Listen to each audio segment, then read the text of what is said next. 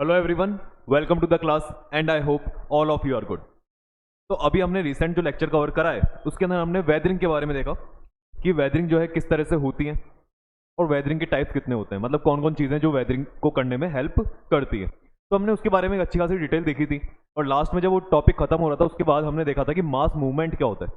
तो ये जो चीज़ें हैं ये हमने अभी रिसेंट लेक्चर में कवर कर ली थी, लेकिन मैंने आपको बताया था कि वेदरिंग हम इसलिए पढ़ते हैं क्योंकि वेदरिंग की वजह से क्या होते हैं, जिस जगह पे वेदरिंग होती है वहाँ पे इरोजनल लैंडफॉर्म बनते हैं और जहाँ पे वेदरिंग वाला जो भी पार्टिकल्स हैं या जो भी सेडिमेंट्स हैं वो जिस जगह पे जाकर डिपॉजिट होते हैं उस जगह पे आपको डिपोजिशनल लैंडफॉर्म्स देखने को मिलते हैं। तो हम क्या करेंगे, अब जो आने वाले हमारे लेक्चर्स हैं, जो 2 3 4 5 जो भी लेक्चर रहेंगे उसके अंदर हम क्या करेंगे, इन इरोजनल लैंडफॉर्म्स और डिपोजिशनल लैंडफॉर्म्स के बारे में पढ़ेंगे। ठीक है, क्योंकि जरूरी है ये। अर्थ में क्या हुआ, इंडोजेनिक फोर्सेस से जो लैंडफॉर्म्स बने थे वो हमने देख लिए सारे, लेकिन अब हम कौन से पढ़ने वाले हैं, एक्सोजेनिक फोर्सेस के। तो आज का जो हमारा टॉपिक रहेगा उसके अंदर हम क्या देखेंगे, erosional and depositional landforms. Okay, बात आती है ये इरोजनल और डिपोजिशनल जो लैंडफॉर्म्स हैं ये बनते किससे हैं। ठीक है, तो हमें पता है इरोजन करने वाला कौन होता है, या तो रिवर होती है या विंड होती है, सी की वेव्स होती हैं, समझ रहे हो, पढ़ा था हमने, ग्लेशियर होते हैं। तो इस तरह की जो चीज़ें हैं हम क्या कर सकते हैं, इरोजनल और डिपोजिशनल जो लैंडफॉर्म्स पढ़ेंगे उनको हम इस तरह से पढ़ें कि भाई इनको करने वाले एजेंट कौन है। ठीक है, तो वो ज़्यादा तरीका सही रहता है। जैसे हम पहला एजेंट जो है वो कह सकते हैं कि कौन है, रिवर। तो रिवर ने अगर इरोजन करा या कहीं पे डिपोजिशन करा और उसकी वजह से लैंडफॉर्म फॉर्म हो रहे हैं अगर, तो हम क्या कह सकते हैं, उन लैंडफॉर्म्स को कहते हैं फ्लूवियल लैंडफॉर्म्स। ऐसे ही अगर मान लीजिए ये काम करा विंड ने, मतलब विंड ने कहीं पे इरोजन डिपोजिशन करा, तो उसे हम कहते हैं एओलिन लैंडफॉर्म। क्या कहते हैं उसे, एओलाइन लैंडफॉर्म्स। फिर थर्ड पे अगर हम चाहे तो हम कह सकते हैं ग्लेशियर भी ऐसा काम करता है, तो उसे नाम दे देंगे ग्लेशिएटेड लैंडफॉर्म। ओके, अगर ये काम कर रही है आपकी, मान लीजिए सी की वेव्स, सी वेव्स अगर ये काम करती है तो आप उन्हें कह देते हैं, अगर सी की वेव्स ये काम करती है तो आप उन्हें क्या कहते हैं, कोस्टल लैंडफॉर्म्स। ठीक है, और एक क्या था, एक हमने पढ़ा था कि अगर जैसे कास्ट लैंडफॉर्म हमने पढ़े थे जिसमें हमने देखा था कास्ट टोपोग्राफी जो होती है, जो लाइमस्टोन या जिप्सम वाले जो भी माउंटेन्स होते हैं, जो जगह होती है वहाँ पे अगर पानी रुकता है या बारिश होती है और उस जगह पर अगर पानी रुकता है तो वो जो वाटर होता है वो किसके साथ रिएक्ट करता है, लाइमस्टोन के साथ रिएक्ट करता है, जिप्सम के साथ रिएक्ट करता है, और रिएक्ट करने के बाद में वहाँ पे होल हो जाता है, और होल होने के बाद वो वाटर अंदर जाता है, फिर अंदर जो पूरा लाइमस्टोन है उसको खत्म करता है। एक हमने डायग्राम देखा था। ठीक है, अगर आप भूल गए हो तो उसको आज दोबारा देख लेंगे। वो जो लैंडफॉर्म है उससे हम क्या कह सकते हैं कि भाई ग्राउंड के अंदर जो वाटर चला गया, ग्राउंड वाटर, उसकी वजह से हमें कौन सी लैंडफॉर्म देखने को मिलते हैं, कास्ट लैंडफॉर्म। ठीक है, आएगा ये टॉपिक तब अपन देखेंगे और इसको बाकी आपने पढ़ रखा है इसके बारे में। बात आती है 5 तरह की चीजें जिसकी वजह से आपको डिफरेंट टाइप के लैंडफॉर्म देखने को मिलते हैं। मतलब ये जो चीजें हैं ये इरोजन करती हैं, ये डिपोजिशन करती हैं, और इनके होने की वजह से ही हमें क्या होता है, अर्थ की क्रस्ट के ऊपर जो लैंडफॉर्म्स होते हैं वो अपनी ओरिजिनल शेप में नहीं रह पाते, ओरिजिनल फॉर्म में नहीं रह पाते, उनमें चेंजेस आ जाते हैं। तो वो चेंजेस हम देखेंगे कि किस तरह के लैंडफॉर्म फॉर्म होते हैं। बात यह है कि टॉपिक थोड़े बड़े बड़े, तो हम क्या करेंगे, आज जो मेन टॉपिक लेने वाले हैं वो सिर्फ किसके रिगार्डिंग लेंगे, रिवर के रिगार्डिंग, कि रिवर किस तरह से इरोजनल लैंडफॉर्म फॉर्म करती है और या फिर डिपोजिशनल फॉर्म करती है। तो ये आज का हमारा क्या रहने वाला है, टॉपिक रहने वाला है रिवर का फ्लूवियल लैंडफॉर्म। ठीक है, और साथ साथ कुछ जो चीज़ें रहे वो नोट करते जाना, है ना, क्योंकि फोटोज़ वगैरह आती रहेंगी तो वो फोटोज़ में तो अपन देख लेंगे किस तरह की चीज़ें हैं, पर जो लिखवाऊँ या आपको जो लिखना हो, समझ में आए आपको, वो चीज़ें लिखते लिखते रहना, नोट करते रहना उनको। तो अगर रिवर का स्टार्ट कर रहे हैं तो सबसे पहले हम रिवर की एक बेसिक नॉलेज ले लेते हैं कि रिवर जो है वो क्या है क्या नहीं है और क्या क्या उसमें टर्म्स हमको पता होनी चाहिए। जैसे मान लीजिए कोई माउंटेन है या कोई भी प्लेट्यू वगैरह है, वहाँ से अगर रिवर ऐसे फ्लो करती हुई आ रही है, ठीक है, ये जगह से फ्लो करती निकली, लास्ट में जाके किसी ओशियन, सी, ठीक है, या किसी दूसरी रिवर में, किसी में भी आके वो क्या हो जाती है, मिक्स हो जाती है। मान लीजिए किसी ओशन में आके मिक्स हो रही है तो इस जगह पे आ गई। तो रिवर इस तरह से आई तो हमें क्या क्या चीज़ें, क्या क्या टर्म्स पता होनी चाहिए। भाई रिवर तो हमें पता है, ठीक है, रिवर क्या होती है। एक हमें पता होना चाहिए सबसे पहला ट्रिब्यूटरी, ठीक है। क्या पता होना चाहिए? ट्रिब्यूटरी। ट्रिब्यूटरी क्या होती है? ट्रिब्यूटरी होती है, मान लीजिए ये कोई रिवर है और इससे कोई दूसरी रिवर आके मिल रही है, इससे रिवर आके मिल रही है, तो ये जो मेन रिवर है इसमें जो छोटी रिवर आके मिल रही है ये क्या कहला देगी यहाँ पे? इसकी ट्रिब्यूटरी। क्या हो जाएगी? ट्रिब्यूटरी। और जो यहाँ से रिवर निकल रही है, मान लो आगे जाके कहीं से इसमें से रिवर अलग हो रही है, तो ये जो अलग हो रही है, मान लो ये मेन रिवर तो आगे चली गई और इसमें बीच में से एक रिवर क्या हो गई? छोटी सी अलग हो गई, इसे कहेंगे डिस्ट्रीब्यूटरी। डिस्ट्रीब्यूटरी। तो ये दो वर्ड हम याद रखेंगे, एक तो ट्रिब्यूटरी और एक डिस्ट्रीब्यूटरी। ट्रिब्यूटरी हमेशा रिवर में आके मिक्स होती है और डिस्ट्रीब्यूटरी हमेशा मेन रिवर से अलग हो जाती है। तो ये दो वर्ड हमको एक तो याद रहेंगे, ट्रिब्यूटरी वाला और एक डिस्ट्रीब्यूटरी वाला, ठीक है। इसके अलावा और क्या वर्ड पता होने चाहिए आपको? देखो फर्स्ट तो ये हो गया, सेकंड ये हो गया, एक आपको पता होना चाहिए mouth. Mouth of the river. Mouth of the river का मतलब है वो लास्ट पॉइंट जहां पर रिवर जो होती है वो अपना सारा वाटर जो है उसको डिस्चार्ज कर देती है इनटू द ओशियन और इन द सी। उसको हम क्या कहते हैं? माउथ ऑफ द रिवर, ठीक है। तो माउथ ऑफ द रिवर में ये चीज लिख लेना आप कि जहां पर रिवर जो होती है अपना सारा वाटर क्या करती है? डिस्चार्ज कर देती है इन द एंड, और वहां पे वो रिवर क्या हो जाती है? एंड हो जाती है, खत्म हो जाती है। फोर्थ जो है वो आपको पता होना चाहिए ड्रेनेज बेसिन के बारे में, ठीक है। Drainage basin. ड्रेनेज बेसिन क्या होता है? ये होता है catchment area of water for river. भाई वाटर जो है, जैसे मान लीजिए कोई भी अगर नदी बनती है तो ऐसा नहीं होता कि वो कहीं एक जगह से स्टार्ट होकर आई और बस वही पानी चलता रहता है, नहीं। जब एक रिवर स्टार्ट होती है तो बहुत सारी उसमें छोटी छोटी ट्रिब्यूटरीज आकर जुड़ती हैं बहुत सारी जगहों से, कहीं से कोई स्ट्रीम आ जाती है पतली सी। लेकिन ऐसा होता है एक रिवर को बहुत सारी जगहों से क्या मिलता है? वाटर मिलता है। और देखो हम जब इतनी सारी जगह देख रहे हैं, जैसे आपको थोड़ा दिख रहा नहीं होता, इसको डार्क कर देते हैं अपन, ये इधर से आके इसमें मिक्स हो रही है, इधर से आ रही है, इधर से आती जा रही है, इधर से आ रही है, मतलब इसके पास बहुत सारे सोर्सेज है वाटर के। और ये बहुत सारे सोर्सेज की वजह से क्या होती जा रही है? फिर जाके आगे मेन रिवर में मिक्स हो रही है, मेन रिवर में फिर खूब सारा पानी जो तैयार हो रहा है वो आगे जाके फिर माउथ के थ्रू बाहर चला गया। लेकिन जहाँ जहाँ से रिवर्स इसको अपना वाटर प्रोवाइड करा रही है, ठीक है, जहाँ जहाँ से इस रिवर के अंदर वाटर आ रहा है, जिन जिन सोर्सेज से आ रहा है, तो वहां तक की एक जो एरिया है वो पूरा, उस एरिया को अपन कौन सा बेसिन कहते हैं? Drainage basin. तो drainage basin is the catchment area of a river, जहाँ पे वाटर को कैच करती है। लेकिन क्या होता है, जैसे मान लीजिए मेरे को क्या करना होता है, एक आइडिया निकालना होता है कि इस रिवर का लास्ट ड्रेनेज बेसिन कहाँ तक है। मतलब अगर ये रिवर आ रही है तो इसका लास्ट वो कौन सा पॉइंट है जहां से ये पानी लेकर आ रही है? लास्ट वो पॉइंट बताओ। तो मैंने कहा देखो इधर की तरफ है ना, ये वाला पॉइंट है, यहाँ से आ जाता है, इधर यहाँ से आ जाता है, इधर ये आ जाता है, ये आ जाता है, इधर से ये आ जाता है। ऐसे मैंने क्या करी, इसकी एक एक बाउंड्री बना दी कि ये वो बाउंड्री है जहां जहां से इसको लास्ट पानी मिल जाता है, ठीक है। तो ये जो बाउंड्री होती है इसे कहते हैं वाटर शेड। क्या कहते हैं इसे? Water shade. वाटर शेड क्या होता है? वाटर शेड वो एक बाउंड्री होती है जो कि रिवर के कैचमेंट एरिया को अलग करके रखती है, ठीक है। जिससे हमें पता लग जाता है कि इस बाउंड्री से उधर की तरफ अगर आपको कोई स्ट्रीम या कोई भी वाटर का कोई भी सोर्स दिखता है तो हमें समझ में आ जाएगा। मान लीजिए मुझे यहाँ पे कोई सोर्स मिला, मुझे ऊपर की तरफ यहाँ पे कोई सोर्स मिला, तो मुझे देखते समझ में आ जाएगा कि भाई ये जो है इस रिवर से कोई भी इसका लेना देना नहीं है, क्योंकि वो इसके वाटर शेड बाउंड्री से किधर की तरफ है? बाहर की तरफ।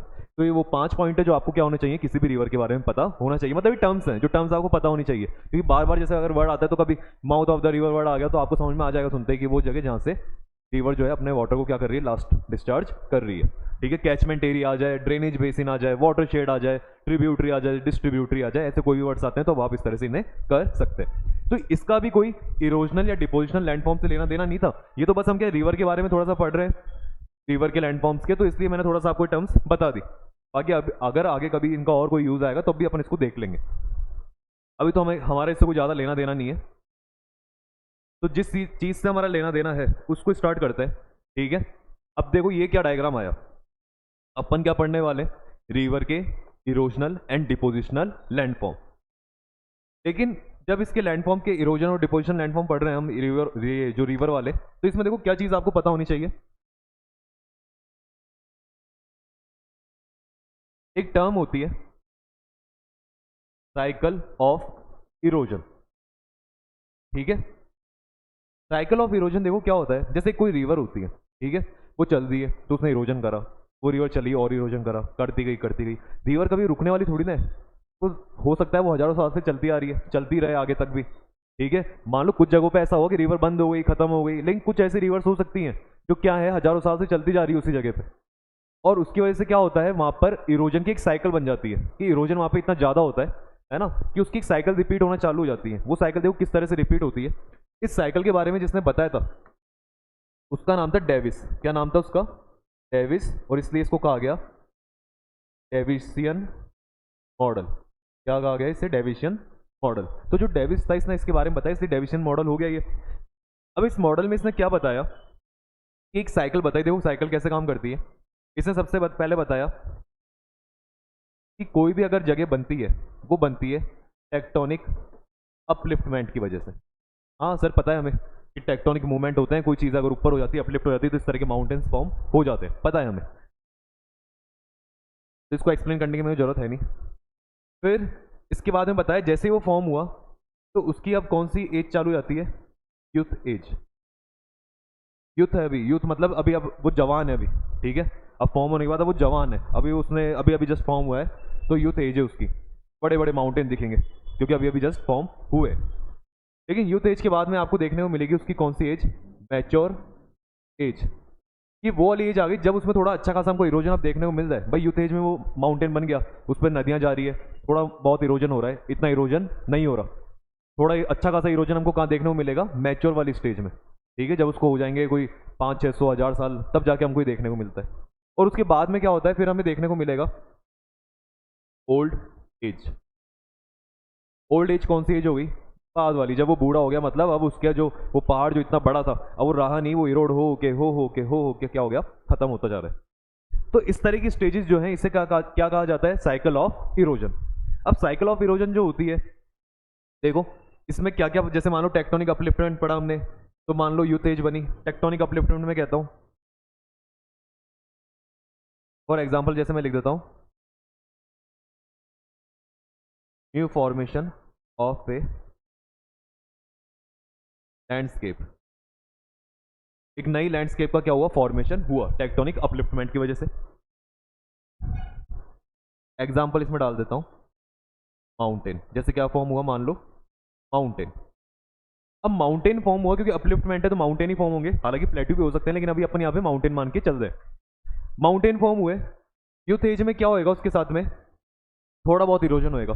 तो जैसे माउंटेन है ना, तो इस माउंटेन के बाद क्या होगा? इसकी यूथ एज में देखो ये बीच में से इसके रिवर जा रही है, बीच में से इसके रिवर जा रही है,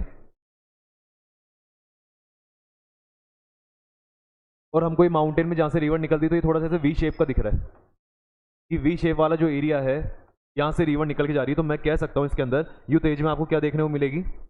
वी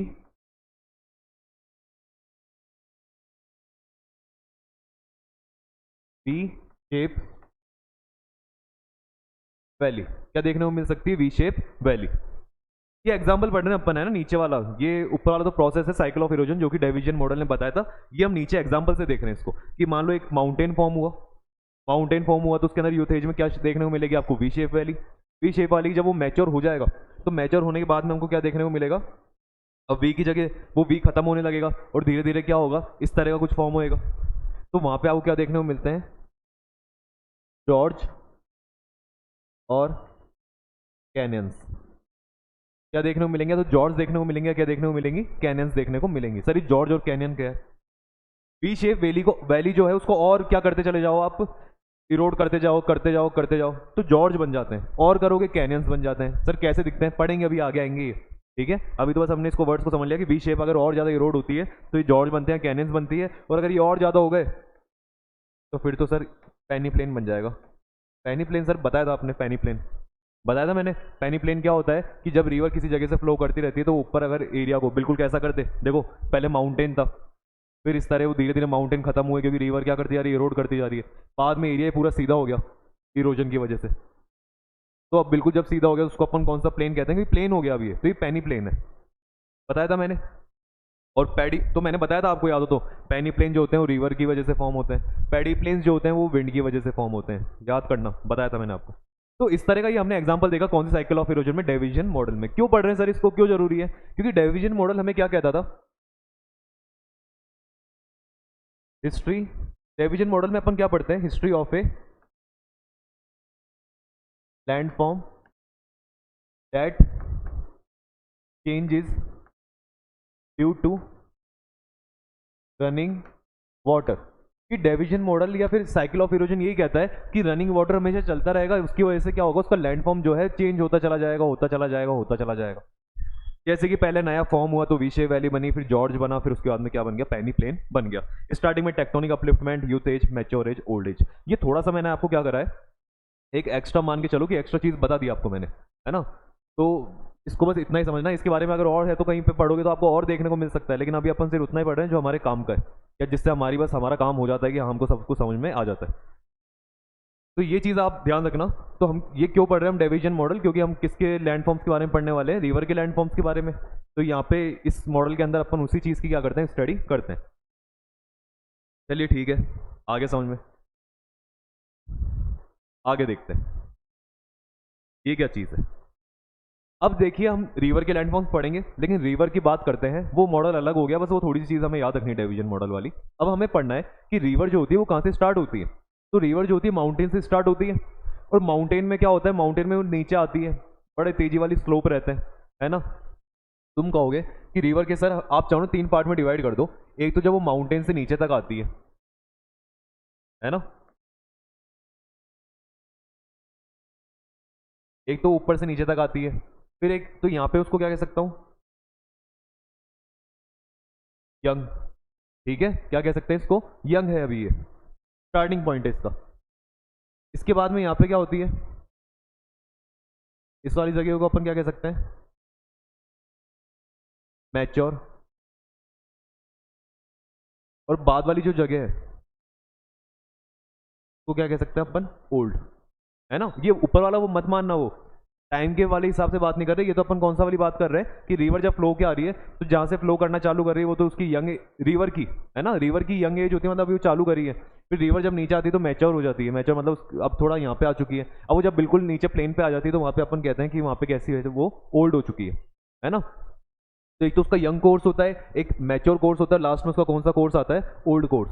ओल्ड कोर्स का मतलब हो गया जहाँ पे वो आके फिर जमीन पे बस धीरे धीरे चलती रहती है, फैल जाती है नीचे आके। ऊपर वाले से इसका कोई यंग मैच्योर ओल्ड वाला वो वाला नहीं है। हम डेट्स के हिसाब से बात नहीं करें कि ये नई नदी है, ये थोड़ी सी उससे पुरानी है, ये उससे पुरानी है, नहीं नहीं। ऊपर से पानी आ रहा है तो बस वो स्टार्टिंग वाला जो फेज होता है जहाँ पे उसकी स्पीड, जहाँ पे वो स्टीप स्लोप होता है, आप लिखो वेरी स्टीप स्लोप। और इसमें क्या लिखोगे, मीडियम स्लोप। और इसमें लिखते हो वेरी लेस स्लोप। ये मीनिंग है यहाँ पे, है ना। ये यंग कोर्स है, कोर्स लिख देना इसके आगे, ये यंग कोर्स है, ये मैच्योर कोर्स होता है इसका, और ये ओल्ड कोर्स होता है इसका, ठीक है। तो young course, mature course, old course. Young वाले में वेरी स्टीप स्लोप होता है, जिसकी वजह से क्या होता है, हाई स्पीड की स्पीड क्या रहती है, हाई रहती है, बहुत तेज। इसमें क्या लिखते हो, मीडियम स्पीड। इसमें स्पीड क्या रहती है, इस वाली जगह पे इसकी मीडियम रहती है, और जहाँ पे इस जगह पे स्पीड क्या हो जाती है, स्लो स्पीड। स्पीड बहुत धीरे हो जाती है सर, आ रहा है सर समझ में, कि भाई ऊपर से आ रही तो वहाँ तो तेज ही होगी, यहाँ धीरे होगी, और अगर आगे चली गई तो वहाँ तो और धीरे हो जाएगी, पता है हमें भी, ठीक है। पता है तो देखो ये चीज़ पता होनी चाहिए, अगर हाई स्पीड है, इसकी बहुत तेज स्पीड है, तो तेज स्पीड की वजह से क्या होता है, अगर हम जैसे एक्सपेरिमेंट करते हैं इन चीज़ों का, तो जैसे मान लीजिए आपके अगर आसपास में घर पे मिट्टी है, ठीक है, तो आप एक बॉटल लेना पानी की, और उस मिट्टी पे फिर उस बॉटल को धीरे धीरे उसमें से पानी डालना। अगर आप धीरे धीरे पानी डालोगे तो आपको पता लगेगा पानी जो है, ठीक है, वो ऐसे नीचे मिट्टी में नीचे खड्डा टाइप का नहीं कर रहा है, बल्कि वो फैलता चला जा रहा है मिट्टी पे, ठीक है। अगर पानी की स्पीड कम होती है तो वो फैलता है, लेकिन अगर पानी की स्पीड तेज होती है तो वो फिर नीचे जाने की कोशिश करता है। जैसे आप अगर उसको तेजी से बॉटल को उल्टा करोगे तो वो नीचे खड्डा करने लग जाएगी मिट्टी के अंदर, ठीक है। अगर नीचे खड्डा कर रही है तो उसको हम कहते हैं वर्टिकल इरोजन। कैसा इरोजन हो रहा है, वर्टिकल, नीचे की तरफ। एक लेकिन अगर उसको धीरे धीरे डालेंगे तो फैलेगा, फैलने वाले को अपन कहते हैं हॉरिजॉन्टल इरोजन। तो यहाँ पर आपको क्या होगा, हाई स्पीड की वजह से कैसा देखने को मिलेगा, वर्टिकल इरोजन। और उस वाले में कैसा देखने को मिलेगा आपको? Horizontal erosion. सर सही बात है, करके देख लेंगे। अगर हमें डाउट लग रहा है तो हम करके देख लेंगे, बाकी करके मत देखो। अगर आप माउंटेन्स के ऊपर रिवर देखते हो तो वैसे फैली नहीं रहती बहुत बड़ी, वो किसी पतली जगह से बस तेजी से निकलती होती है ना। वो नीचे वाला इरोजन करती है, वर्टिकल वाला इरोजन करती है। लेकिन वहीं अगर आप नीचे कहीं पे, जैसे मान लीजिए गंगा नदी आ रही है, गंगा को अगर हिमालयाज में जाके देखोगे है ना, तो वहाँ पे बहुत तेज दिखेगी, और वहाँ पे आपको ऐसे फैली दिखाई नहीं देगी बहुत बड़ी। वो जितनी बड़ी आपको बिहार में दिखाई देगी, क्योंकि बिहार में उसकी स्पीड कम हो जाएगी, लेकिन वो फैल बहुत जाती है फिर। वहीं उत्तराखंड में देखोगे जहाँ पे उसकी स्पीड तेज होती है, तो वहाँ पे आपको इतनी फैली हुई नहीं दिखेगी। तो यहाँ पे वर्टिकल इरोजन होता है, वहाँ पे हॉरिजॉन्टल इरोजन होता है, और इसकी वजह से हम कहते हैं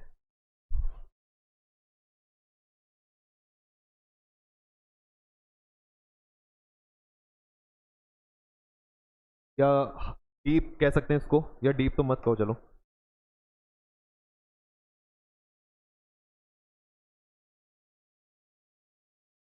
डेप्थ लिख देते हैं।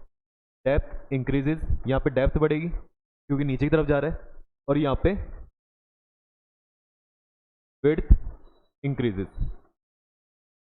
विड्थ का मतलब फैलती है, चौड़ाई बढ़ती है इसके अंदर डेप्थ मतलब ऐसे नीचे की तरफ इरोजन ज़्यादा होता है। तो इस तरह की ये चीज़ें आपको याद रखनी है कि यंग कोर्स और ओल्ड कोर्स के अंदर क्या डिफरेंस होता है। बीच वाले मैच्योर कोर्स की तो हम ज़्यादा बात नहीं करते, क्योंकि क्या होता है, ट्रांजिशन जोन होता है। ट्रांजिशन जोन क्या होता है? जहाँ पे यंग जो होती है वो जब काई में कन्वर्ट होने वाली होती है ओल्ड कोर्स में, तो हमने बस बीच में थोड़े से जगह का नाम क्या रख दिया, मैच्योर कोर्स रख दिया, जिसमें आपको थोड़ी यंग चीज़ें भी देखने को मिल जाएगी, थोड़ा सा ओल्ड का भी देखने को मिल जाएगा। तो ये जो है हमने क्यों पढ़ा सर, क्या जरूरत आ गई इसकी? इसको आपने इसलिए पढ़ा क्योंकि यंग कोर्स जो होगा, यहाँ पे आपको क्या देखने को मिलेगा? ज़्यादा इरोजन, क्योंकि इस रिवर की स्पीड क्या तेज है, तेज होने की वजह से वो ज़्यादा से ज़्यादा यहाँ पे इरोजन करेगी। कोई भी चीज़ इसके सामने आएगी उसको अपने साथ ले जाएगी, अगर लेके चली गई अपने साथ में तो इरोजन हो गया। लेकिन जब नीचे आएगी ओल्ड कोर्स में तो उसकी स्पीड क्या हो जाएगी? कम हो जाएगी। और स्पीड कम होने की वजह से क्या कहेंगे अपन कि वहाँ पे हमको क्या देखने को मिलेगा? डिपोजिशन। सर डिपोजिशन क्यों हो गया स्पीड कम होने की वजह से? क्योंकि उसकी स्पीड इतनी रही नहीं कि अब वो अपने साथ में बड़े बड़े पार्टी या छोटे छोटे बड़े बड़े जो भी पार्टिकल्स हैं उनको अपने साथ में लेके जा सके। तो क्या करती है, पार्टिकल्स को वहीं छोड़ देती है, और जिस जगह पे छोड़ती है तो हम कहते हैं वहाँ पे जो चीज़ें फॉर्म होगी वो क्या हो जाती है, आपकी डिपोजिशनल लैंडफॉर्म फॉर्म हो जाते हैं। और यहाँ पे कौन से होते हैं आपके? इरोजनल। ठीक है, ऐसा नहीं इरोजन बाद में देखने को नहीं मिलेगा, यहाँ भी इरोजन होता है, लेकिन हम कहते हैं मेनली जो बड़ा इरोजन होता है वो आपको यंग कोर्स में देखने को मिलता है, और बड़ा आपको डिपोजिशन जो होता है वो आपको ओल्ड कोर्स में देखने को मिलता है। ठीक है, तो देखते हैं, चीज़ों को पढ़ते हैं। अब स्टार्ट करते हैं सबसे पहले कौन से लैंड फॉर्म से? रिवर के इरोजनल वाले को पढ़ते हैं, फिर बाद में कौन से पढ़ेंगे? रिवर के डिपोजिशनल लैंड फॉर्म्स को। चीज़ें समझने वाली यही थी जो हमने समझी। अब तो क्या है, हमको बस देखना है कि किस तरह के लैंड फॉर्म्स हैं और वो कैसे फॉर्म हुए हैं। अब कोई ज़्यादा हार्ड चीज़ें नहीं है, अब तो बस आप फोटोज देखोगे और आप वैसे ही समझते चले जाओगे। तो सबसे पहले देखो, जैसे ये फोटो आ गई, इससे स्टार्ट करते हैं। ये क्या है सर? ये है, समझ में आएगा देखो, वैसे तो आ गया होगा आपको देखते ही। ये वैली बन रही है देखो, ये रिवर आ रही है, और रिवर की वजह से यहाँ पे वी शेप की वैली बन रही है, दिख रहा है आपको? ठीक है, तो हम कहते हैं जो पहला लैंड फॉर्म है, जो पहला लैंड फॉर्म है वो कौन सा वाला है? V shape valley. ठीक है, क्या लिख सकते हो इसके बारे में? इसके बारे में लिख सकते हो कि देखो ये कौन से वाली एज है, ये मतलब अगर ये माउंटेन जो है, ये माउंटेन भी अभी बना ही होगा, मतलब इसकी यंग एज है ये। तो यंग एज के अंदर रिवर की भी यंग एज है, क्योंकि रिवर का भी यंग कोर्स है क्योंकि ऊपर से आ रही है, और माउंटेन जो है ये भी यंग है क्योंकि अभी इसके अंदर ज़्यादा इरोजन हुआ नहीं, इसलिए इस तरह का ही आपको देखने को मिलता है। ज़्यादा इरोजन होता तो आपको थोड़ा इसे और कटा हुआ दिखता, इससे ज़्यादा इरोजन होता तो आपको देखो इतने कटे हुए माउंटेन दिखते। ठीक है, ये माउंटेन पहले ऐसा था, उसके बाद में इस तरह का हुआ, उसके बाद में फिर ये इस तरह का हो गया, क्योंकि रिवर जो है वो इरोजन करती चली जा रही है। लेकिन यहाँ पे तो उसकी यंग एज है, तो आप कहते हो जो यंग एज के अंदर जो रिवर क्या करती है, कट करती है, इरोजन करती है यंग एज के अंदर, है ना, उसको अपन क्या कहते हैं? वी शेप वैली कहते हैं। तो इनकी डेफिनेशन नहीं पूछेगा, आप सोचो कि मैं तो डेफिनेशन याद करूं, क्या डेफिनेशन होगी, डेफिनेशन लिख लूं, ऐसा कुछ भी नहीं है। बस वो क्या पूछता है आपसे कि वी शेप वैली जो है वो कैसे फॉर्म होती है, किसका लैंड फॉर्म है? आप कहते हो रिवर का है। ठीक है, कौन से माउंटेन्स में देखने को मिलता है? वो जो जिनका भी थोड़े से यंग माउंटेन्स है उनमें ज़्यादा देखने को मिलती है हमको, जहाँ पे रिवर का फ्लो तेज होता है। ऐसी चीज़ें पता होनी चाहिए आपको, इसकी एग्जैक्ट डेफिनेशन याद करने से कोई मतलब नहीं है, बस इसका प्रोसेस पता होना चाहिए कि फॉर्म कैसे हुई है। है ना। डेफिनेशन से मत जाना, बस सीधे लिख लेना कि मैंने बताया यंग माउंटेन्स के अंदर क्या हो जाती है, क्या देखने को मिलती है। और रिवर जो होती है उसका भी कौन सा वाला एज होता है, ये यंग एज होती है, यंग कोर्स होता है इसका, रिवर का भी। यंग कोर्स का मतलब है अभी वो स्टार्ट ही करी ऊपर से, अब वो नीचे आएगी, नीचे आके मान लो यहाँ तक पहुंची, ठीक है। अब यहाँ तक क्या पहुंची, वो मान लो यहाँ से चलती आ रही है, टाइम के साथ में धीरे धीरे over the period of time क्या हो जाता है, इस तरह से चेंजेस आते हैं, इस तरह से चेंजेस आते हैं, ठीक है।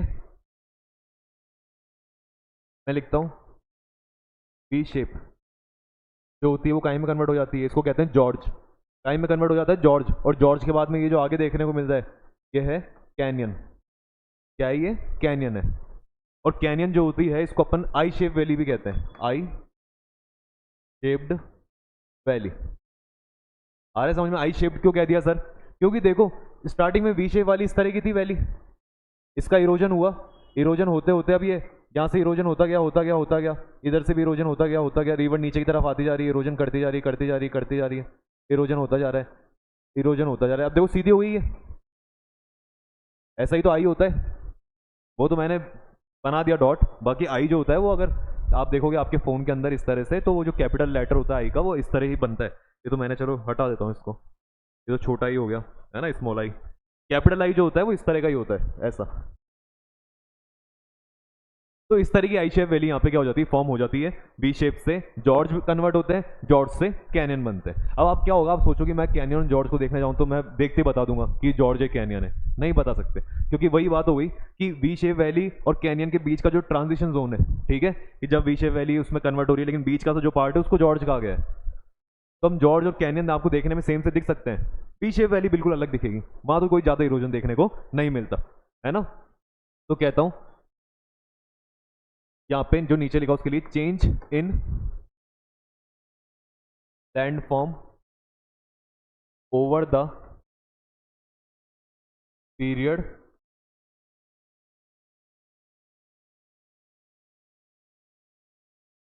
Over the period of time due to river, river की वजह से हमको कुछ ये वी शेप से जॉर्ज, जॉर्ज से कैनियन।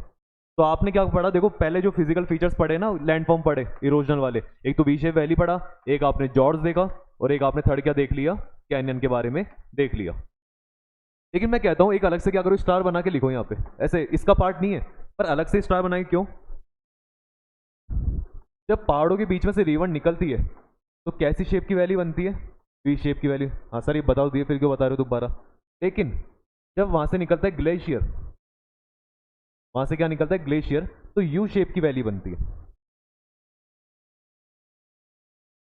कैसी शेप की, यू शेप की। भाई रिवर है, रिवर तो क्या पानी है, पानी तो बिल्कुल पतली से रास्ता पकड़ के निकल लेता है, पर ग्लेशियर जो है वो इतना बड़ा ग्लेशियर है, अब जब वो आता है तो उसको पतला रास्ता नहीं चाहिए, थोड़ा बड़ा रास्ता चाहिए, वो है ना, वो इसमें से नहीं आ सकता, तो उसको थोड़ी सी जगह चाहिए, तो वो ऐसे जगह लेता हुआ आता है और किस तरह की वैली फॉर्म करता है, यू शेप की वैली। तो वी शेप की वैली आपको रिवर के लैंड फॉर्म में देखने को मिलेगी, लेकिन यू शेप की वैल्यू आपको ग्लेशियर्स में देखने को मिलेगी, जो कि हम आगे पढ़ेंगे। पर अभी मैंने यहाँ पे लिखवा है ताकि आपको थोड़ा सा याद रहे वी शेप और यू शेप में डिफरेंस क्या होता है ना, कहीं एग्जाम में कंफ्यूज ना हो जाओ इसलिए। तो ये हमने ठीक है पढ़ लिया सारी, जॉर्ज, कैनियन और वी शेप वैली हमको समझ में आ गए। और कौन से लैंडफॉर्म बनते हैं, तीनों इरोजनल है, इरोजन होता चला जा रहा है। चलिए इसके बारे में देखते हैं। अब ये क्या है, ये है जो फोर्थ नंबर का हमको देखने को मिलता है, वो है वाटरफॉल, ठीक है। वाटरफॉल जो होता है ये भी हमको देखने को मिलता है, किसके, वही रिवर चल रही होती है, रिवर से तो वाटरफॉल बन जाता है। अब रिवर से वाटरफॉल बना, लेकिन वाटरफॉल को हमने कौन से लैंडफॉर्म में पढ़ा, इरोजनल वाले में। इरोजन वाले में क्यों पढ़ते हैं अपन, देखो होता क्या है, रिवर पहले सीधी सीधी जा रही थी, लेकिन रिवर को क्या होता है, मैंने आपको बताया था रॉक्स जो होती है दो तरह की होती है, एक तो सॉफ्ट रॉक होती है और एक हार्ड रॉक होती है। हार्ड रॉक इरोड नहीं होती जल्दी से, सॉफ्ट जल्दी जल्दी हो जाती है। तो यहाँ पे यही होने लगा, धीरे धीरे सॉफ्ट रॉक देखो इरोड होती चली जा रही है, इरोड हो गई, फिर ये इरोड हो गई, और देखो ये इरोड हो गई। तो सॉफ्ट रॉक जैसे गायब हो गई तो क्या हुआ, और हार्ड अपनी जगह बनी रह गई। इसकी वजह से रिवर जो है ऊपर से किधर गिर रही है, फिर नीचे की तरफ। और जब रिवर ऐसे ऊपर से नीचे की तरफ आती है तो उसी को हम वाटरफॉल कहते हैं। इसकी तो कोई डेफिनेशन पढ़ने से मतलब भी नहीं है, देखा हुआ है, सबका जाना हुआ है, पहचाना हुआ है। तो वाटरफॉल इस तरह से बनता है। लेकिन इसमें आपको चीज़ें क्या याद रखनी चाहिए, आपको एक पता होना चाहिए कि यहाँ पे जब ये नीचे की तरफ गिर रहा है तो ये जो इस तरह का ये बना पूल सा, इसको कहा जाता है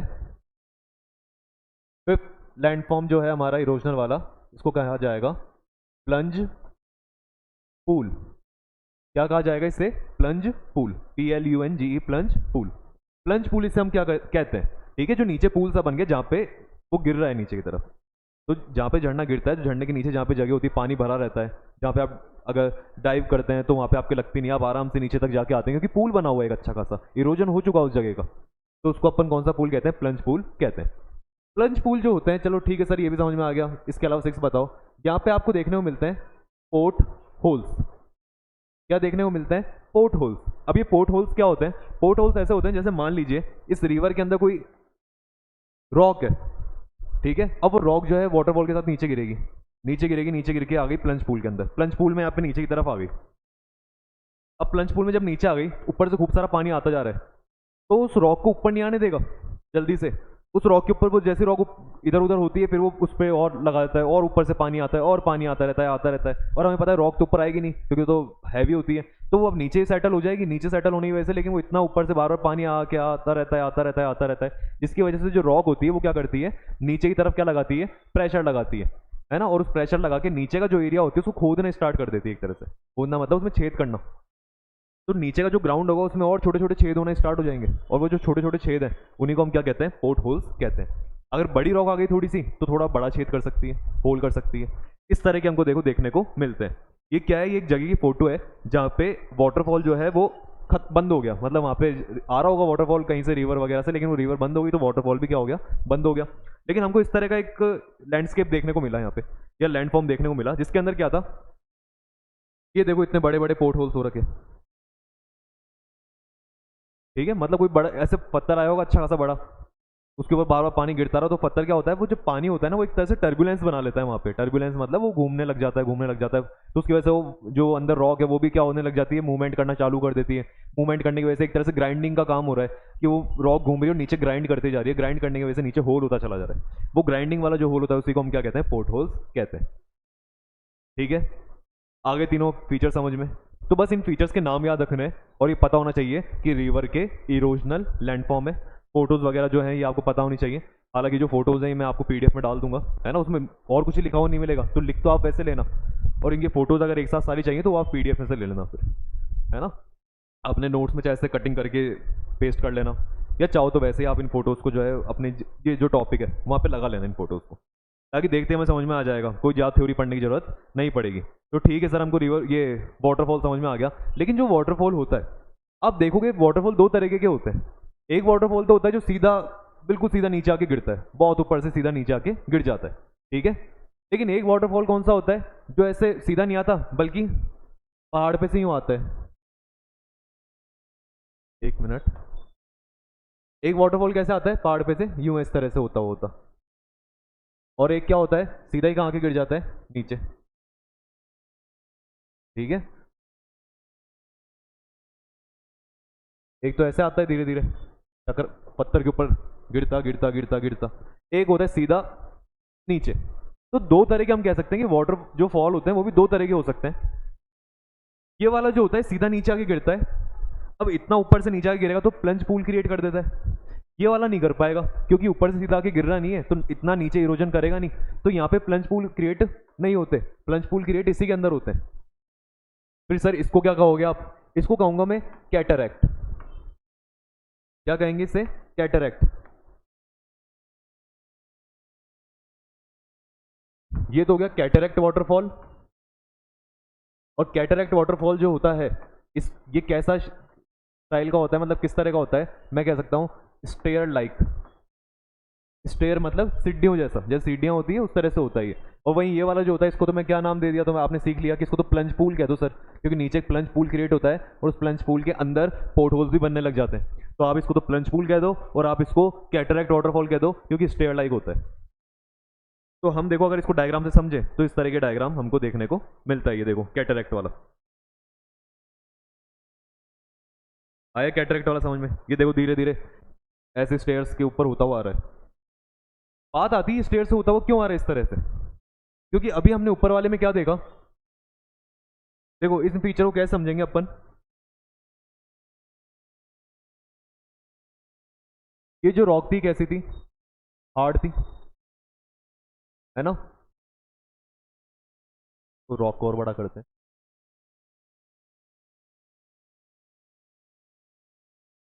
ये जो रॉक थी कैसी थी? हार्ड। लेकिन इसके आगे की जो रॉक थी ये कैसी थी? सॉफ्ट। और सॉफ्ट होने की वजह से टाइम के साथ में क्या हो गया, इसका इरोजन हो गया और ये वाटरफॉल किधर आके गिरने लग गया। फिर अगर हम इसको देखें टाइम के साथ में क्या हुआ, हार्ड रॉक जो है, ये हार्ड रॉक जो है, ये हार्ड तो अपनी जगह पर रह गई और जो सॉफ्ट वाली वो इरोड हो गई। और इरोड होने की वजह से क्या हुआ, आप कहोगे कि जो वाटर ऊपर से आ रहा था वो आगे सीधा कहाँ गिरने लग गया, नीचे। और नीचे जाके उसने क्या क्रिएट कर दिया, यहाँ पे एक प्लंज पूल क्रिएट कर दिया। फिर इसमें से निकल के वो वाटर आगे बहने लग गया। समझ रहे हो बात को, आ रही समझ में? क्यों, ये कहाँ चली गई सॉफ्ट रॉक, सारी क्या हो गई, इरोड हो गई। ये हमने कौन से वाले में देखने को मिला, हमें प्लंज पूल वाले में। कौन से वाले में देखने को मिला? Plunge pool.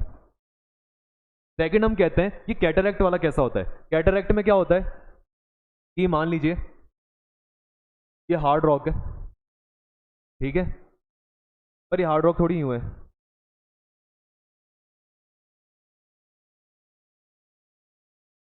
और इसके आगे जो रॉक है ये दूसरी वाली, ये सॉफ्ट है। ये जो रॉक दिख रही है आगे ये सॉफ्ट है। अब क्या होगा, जब हम इसको एक साथ दूर से देखेंगे तो हमें तो लगेगा ये पूरी चट्टान है, लेकिन हमें ये नहीं पता कि इसके आगे वाली सॉफ्ट रॉक है और पीछे ये इस तरह से हार्ड रॉक है। अब क्या होगा, जब इसका इन फ्यूचर बाद में इरोजन होगा तो इरोजन की वजह से क्या होगा, इरोजन की वजह से ऐसा होगा,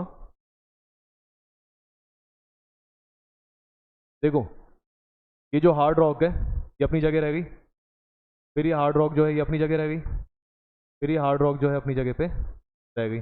तो इस तरह से फिर क्या होगा, अगर इसमें से वाटर फ्लो करेगा तो वो यूं जाएगा ऐसे टप गिरता हुआ स्टेयर्स पे से।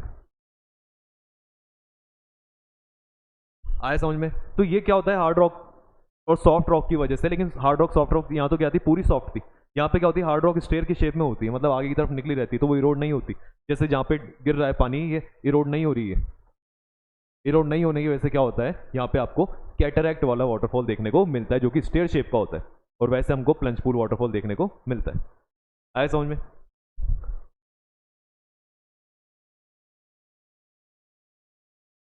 और एग्जाम्पल अगर देखना चाहो प्लंज पूल वाले का, तो प्लंज पूल में आप एग्जाम्पल याद रखना,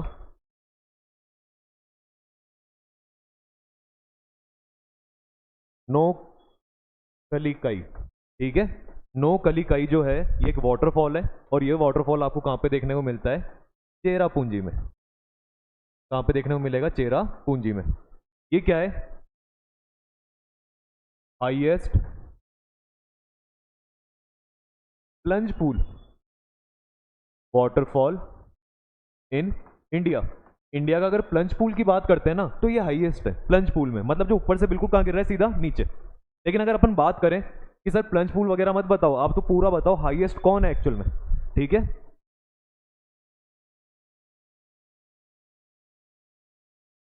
तो कुंचिकल वाटरफॉल है, क्या नाम है, कुंचिकल। कुंचिकल वाटरफॉल है जो कि आपको कहाँ देखने को मिलेगा, कर्नाटक के अंदर। ये है कैसा, कैटरैक्ट वाटरफॉल है ये, लेकिन ये इंडिया का हाईएस्ट वाटरफॉल है।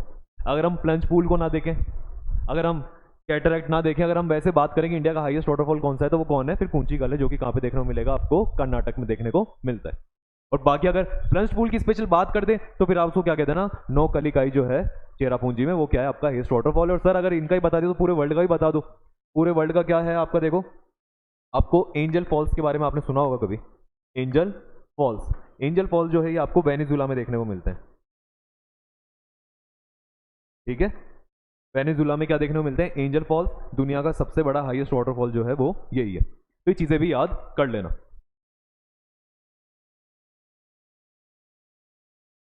ठीक है। बात आती ठीक है सर, ये कैटरैक्ट वाला समझ में आ गया, ये क्या चीज है, इन्हें कहा जाता है रैपिड्स। क्या कहा जाता है इन्हें, रैपिड्स। अगर आप कभी रिवर राफ्टिंग करने जाते हैं तो रिवर राफ्टिंग वाला कहता है कि रास्ते के अंदर इतने रैपिड्स आएंगे। उन रैपिड्स का मीनिंग क्या है, उन रैपिड्स का मीनिंग है वो इतने रास्ते आएंगे जहाँ पे पानी क्या होगा, बहुत ज़्यादा ऊपर नीचे होएगा।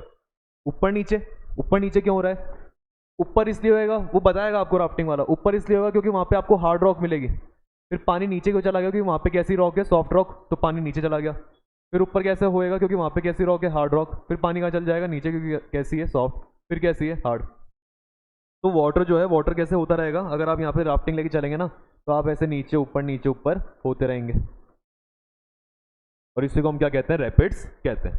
ये देखो इस तरह का कि यहाँ से पानी आया, अब ये ऊपर है लेकिन ये थोड़ी नीचे आ गई, फिर ये थोड़ी सी यहाँ पे ऊपर है, ऐसे ऊपर नीचे, ठीक है, समझ रहे हो आप, वेव जैसा फॉर्म हो रहा है ऊपर नीचे होने की वजह से। जो रॉक्स यहाँ पे दिख रही है सारी हार्ड रॉक है, इरोड नहीं हो रही, जो हो गई वो तो बह गई, चली गई, ठीक है। तो याद रखो ये चीज़ें, रैपिड के बारे में भी हमको समझ में आ गया, इसके बारे में आ गया। तो हमने क्या करा था, हमने ऊपर जो वी शेप वैली वगैरह पढ़े थे, 3 वहाँ पे लैंड फॉर्म्स देखे इरोजनल वाले, 3 इसमें देखे थे, एक तो प्लंज पूल देखा था, एक पोर्ट होल्स देखे थे, और एक वाटरफॉल देखा था, ठीक है। 3 और 3 कितने हो गए, 6। 6 के बाद में हमने फिर देखा यहाँ पे कैटरैक्ट, कैटरैक्ट के बाद में हमने देखा यहाँ पे रैपिड्स के बारे में, 7 और ये 8। 8 के बाद अब देखो 9th नंबर पे आप किसकी बात करते हैं, इन्हें कहा जाता है रेवाइंस। क्या कहते हैं इन्हें, रेवाइन। होता क्या है, जैसे कि अगर मैं बात करूं तो आप इसे कह दो सबसे पहले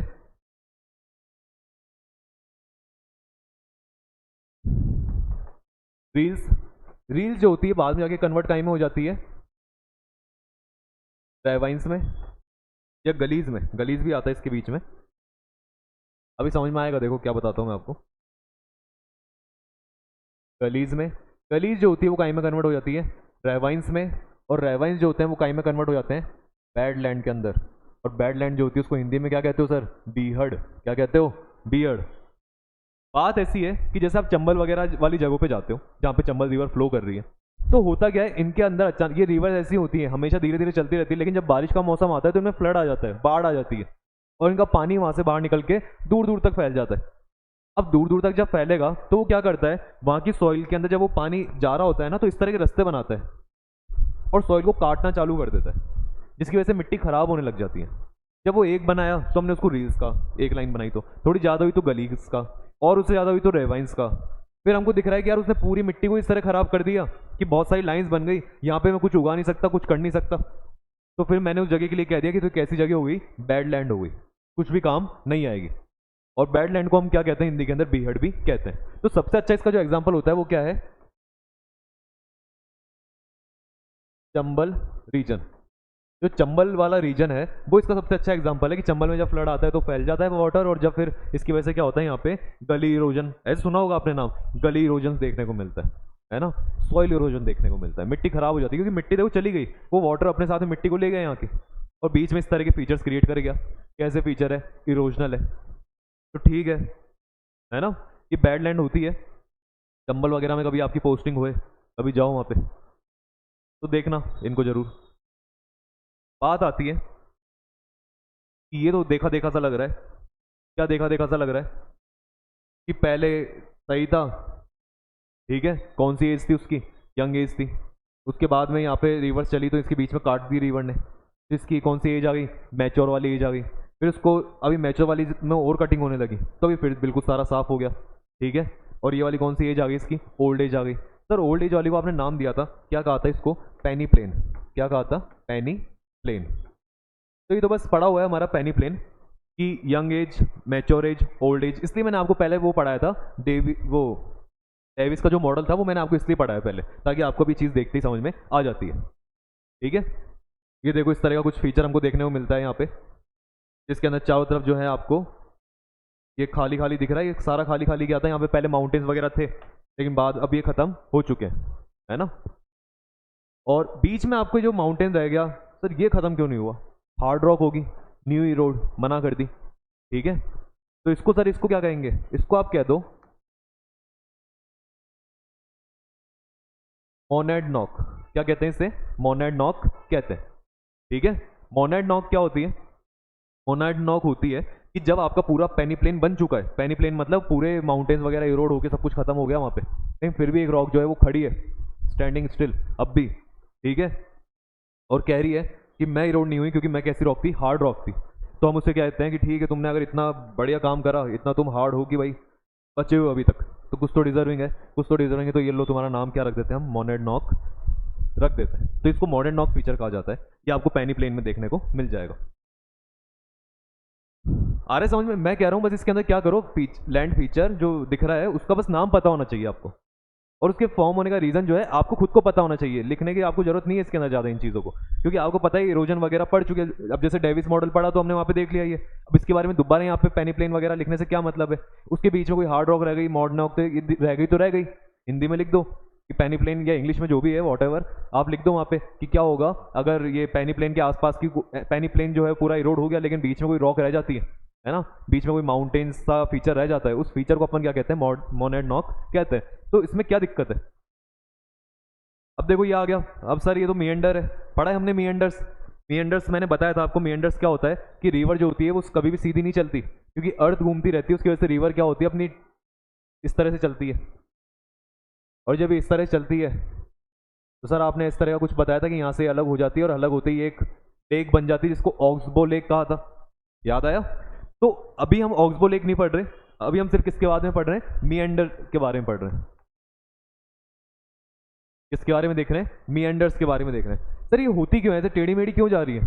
फिर तो सारी चीज़ों पे इफेक्ट होता होगा। देखो बता देता हूँ, चलो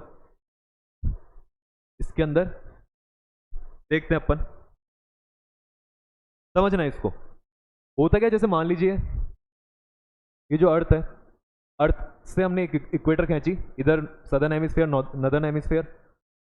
अगर आप यहाँ से, अगर मान लीजिए यहाँ सेंटर से या इस लाइन पे से कहीं पे भी इक्वेटर से अगर उधर की तरफ कोई भी रिवर जा रही है तो वो ऐसे सीधी ना जाकर वो यूं जाएगी,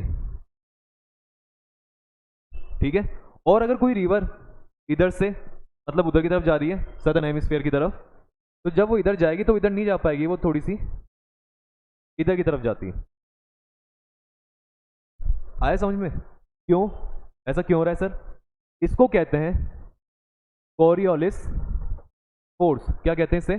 कोरियोलिस फोर्स। सर ये फोर्स है, कैसा फोर्स है? फोर्स मतलब किसी चीज पे फोर्स लगना, ताकत लगना, है ना? ये क्यों क्यों लग रही है इस चीज के ऊपर, इस पे रिवर पे क्यों ये फोर्स लग रहा है? कोरियोलिस फोर्स क्या होता है? इट इज ए फोर्स, है ना, that act on an object, it is a force that act on an object which is inside earth. This force occur due to rotation of earth. अर्थ के rotation की वजह से एक force लगता है, क्योंकि अर्थ घूमती रहती है अपनी जगह पे, और अपनी जगह पे घूमने की वजह से उस पर एक फोर्स उसमें क्या होता है, अर्थ तो घूमती रहती है लेकिन उसके अंदर के जो ऑब्जेक्ट होते हैं उन ऑब्जेक्ट पे एक फोर्स लगता है, और उस फोर्स को अपन कौन सा फोर्स कहते हैं? कोरियोलिस फोर्स कहते हैं। जिसकी वजह से रिवर जो सीधा जाना चाह रही थी पर रिवर पे एक फोर्स लगा कि तू इधर जा, मतलब तू ऐसे निकल। आपको दिख रहा है, या अगर इसको मैं आगे लेके जाऊंगा तो घूम जाएगा ये। तो ऊपर वाली जो अर्थ की साइड होती है यहाँ पे लगता है ये फोर्स क्लॉकवाइज, और नीचे की तरफ देखो ये ऐसे उल्टा घूम रही है, तो हम इसको कहते हैं नीचे तरफ ये कैसे लगता है? Anti clock wise. क्यों लग रहा है सर? बता तो दिया मैं आपको कि अर्थ क्या होती रहती है? घूमती रहती है। अभी मैं तो इसको इस तरह का ही मान लेता हूँ, है ना, वो टेढ़ा वाला नहीं बना रहा जो हमने स्टार्टिंग में पढ़ा था। अभी तो मैं इसको सीधा ही ड्रॉ कर देता हूँ। अर्थ इस तरह से घूम रही है एंटी क्लॉकवाइज। वो आप, मेरे को पता है आप जानते हो 23.5 पे टिल्ट हो रखी है, बहुत सारी चीज़ें मुझे पता है, लेकिन अभी हमने सीधा बना दिया इसको, ठीक है? तो ये क्या है? एंटी क्लॉकवाइज घूमने की वजह से क्या होता है, नदर्न हेमिस्फीयर में चीज़ें जो होती है क्लॉकवाइज फोर्स लगता है, और नीचे की तरफ क्या लगता है? एंटी क्लॉकवाइज लगता है। और अगर सर ऊपर से इधर नीचे की तरफ आ रही हो तो फिर लगा तो इसके अंदर क्लॉकवाइज इधर की तरफ जाएगी, और अगर यहाँ नीचे से ऊपर की तरफ आ रही है तो इसमें एंटी क्लॉकवाइज लगा दो। एंटी क्लॉकवाइज कैसा होगा?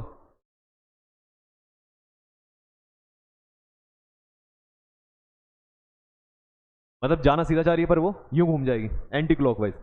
एंटी क्लॉकवाइज, इसमें क्लॉकवाइज। तो इस तरह का डायग्राम बनाओ ताकि आपको पता रहे कि कोरियोलिस फोर्स जो होता है वो किस तरह से एक्ट करता है। तो दिस इन्फ्लुएंस, ये क्या इन्फ्लुएंस करता है हमारी अर्थ के ऊपर? ठीक है, इन्फ्लुएंस जो करता है वो करता है दिस इन्फ्लुएंस। एक तो जैसे मान लीजिए ओशियन वेव्स, ओशियन की वेव्स को, एक ये विंड को, रिवर्स को, एटमॉस्फेयर को भी, अरे बहुत सारी चीज़ों को क्या करता है? इन्फ्लुएंस करता है ये, है ना? किस किस को? ओशियन वेव्स को, विंड को, रिवर को और एटमॉस्फेयर को। तो इन और भी इसके अलावा ईटीसी लगा देना, क्योंकि बहुत सारी चीज़ें इससे इन्फ्लुएंस होती है। लेकिन हमें सर अब समझ में आ गया कि मेंडर्स क्यों बन जाए। अब हमें समझ में आ गया मेंडर क्यों बन जाए। ये मेंडर इसलिए बन जाए क्योंकि वो सीधी नहीं चल सकती, उस पर कोरोलिस फोर्स लगता रहता है, अर्थ घूमती रहती है, वो इस तरह से टेढ़ी मेढ़ी चलती रहती है। मेंडर जो था ये हमने पढ़ लिया। आ गया यहाँ तक समझ में?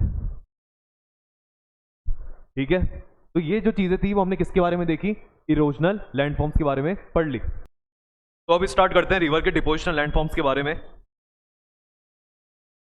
देखिए, डिपोजिशनल लैंडफॉर्म्स की बात करें तो उसमें सबसे पहला जो है, अब डिपोजिशन लैंडफॉर्म का मीनिंग क्या हो गया भाई? जहाँ पे जो रिवर है वो अपने सेडिमेंट्स को छोड़ रही है ना, तो जहाँ पे वो सेडिमेंट्स को लीव कर देती है, छोड़ देती है, उसको अपन क्या कहेंगे कि हम पढ़ने वाले हैं रिवर के, लिखना ये अलग से लिखना टॉपिक, डिपोजिशनल लैंडफॉर्म।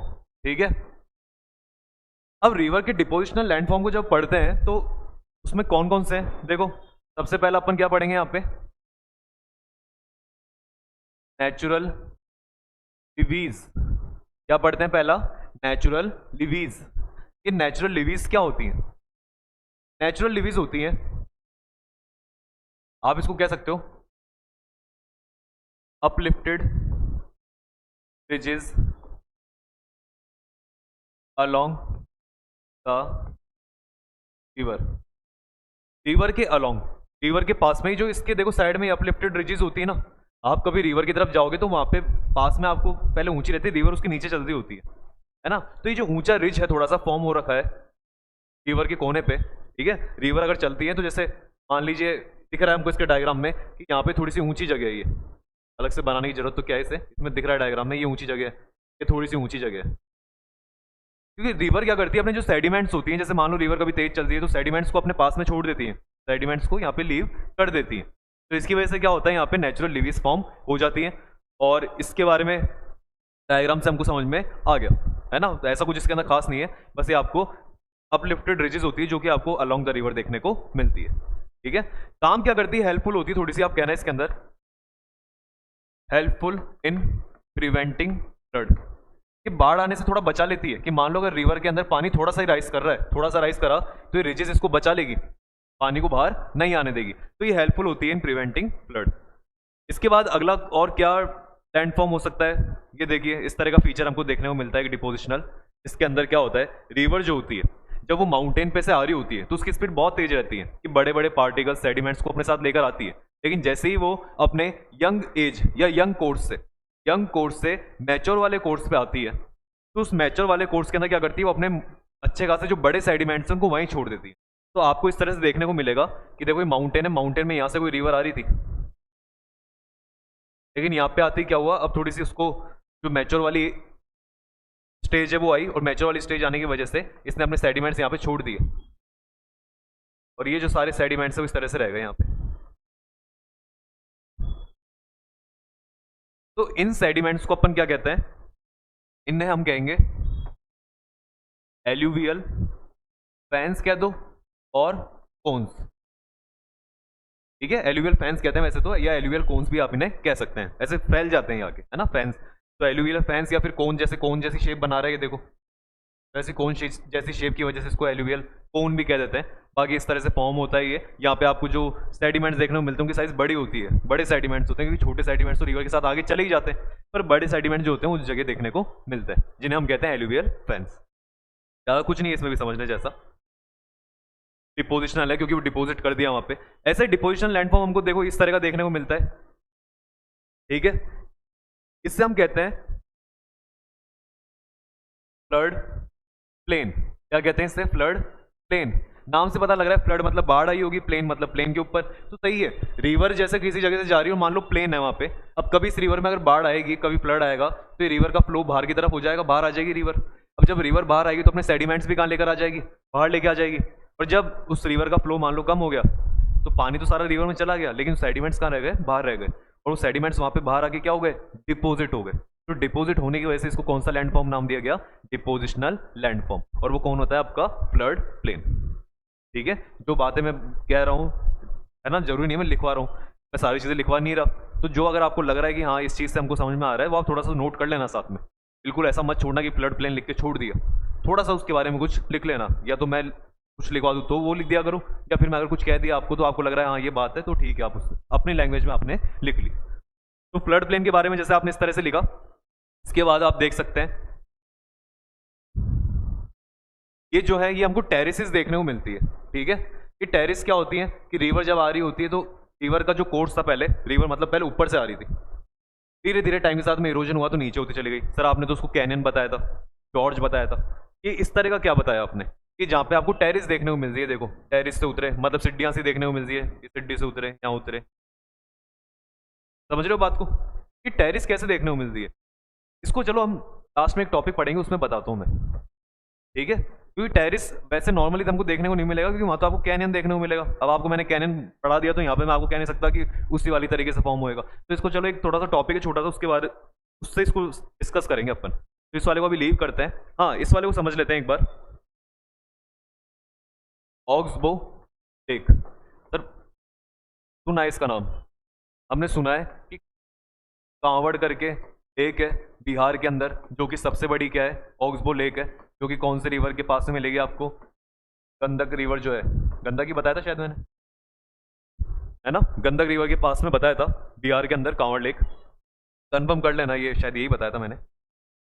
और सेकंड चीज इसके अंदर क्या बताई थी कि ये एशिया की क्या है, लार्जेस्ट है, कौन सी, ऑक्सबो लेक। ऑक्सबो लेक जो है वो बनती कैसे है, तो देखो इस तरह से बनती है, आपको बता दिया था हालांकि, फिर भी देखो रिवर जैसे इस तरह से आती है। अब रिवर जब इधर की तरफ आ रही है तो वो क्या कर रही है, इधर आके तो इस पर प्रेशर लगाएगी, अरे सीधी आ रही तो सीधा ही प्रेशर लगाएगी, वो तेरी प्रेशर लगाएगी सीधा नीचे की तरफ, तो यहां से तो होगा इरोजन, और जिधर से इरोजन होता है उसके अपोजिट में क्या होगा, डिपोजिशन। भाई रिवर जैसे इसके टकराएगी, इससे तो टकराएगी, टकराने के बाद पीछे चल जाएगी, पीछे जाके वो क्या करेगी, यहाँ पे अपना सारा सेडिमेंट छोड़ देगी, फिर जब इधर जाएगी तो इधर इससे टकराएगी, यहाँ टकराएगी, सारा सेडिमेंट इधर छोड़ेगी, फिर इधर आएगी, इधर टकराएगी, सेडिमेंट वो यहाँ पे छोड़ देगी, अपोजिट में छोड़ती है, फिर इधर जाके देखो यहाँ टकराती है और सेडिमेंट सारा इधर की तरफ छोड़ देती है।